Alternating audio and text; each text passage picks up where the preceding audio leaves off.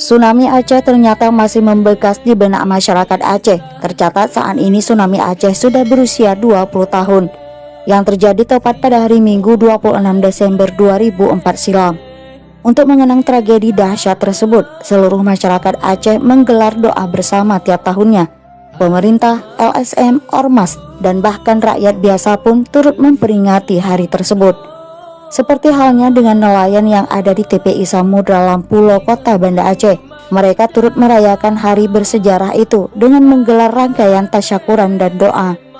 Di hadapan rekan media yang berhadir, C. Abu Bakar, tokoh nelayan Aceh yang juga ketua panitia acara, mengatakan acara ini bertujuan untuk mengenang tragedi tsunami dahsyat yang melanda Aceh pada 2004 silam, sekaligus sebagai momentum refleksi dan doa bersama bagi masyarakat.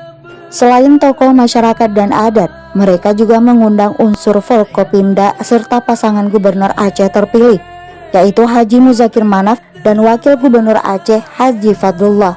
Tsunami merupakan peristiwa bersejarah yang harus menjadi pelajaran bagi semua masyarakat, agar anak cucu tidak melupakan atas tragedi kelam itu. Bencana tsunami 2004 merenggut lebih dari 200.000 nyawa di Aceh, meninggalkan luka mendalam bagi masyarakat.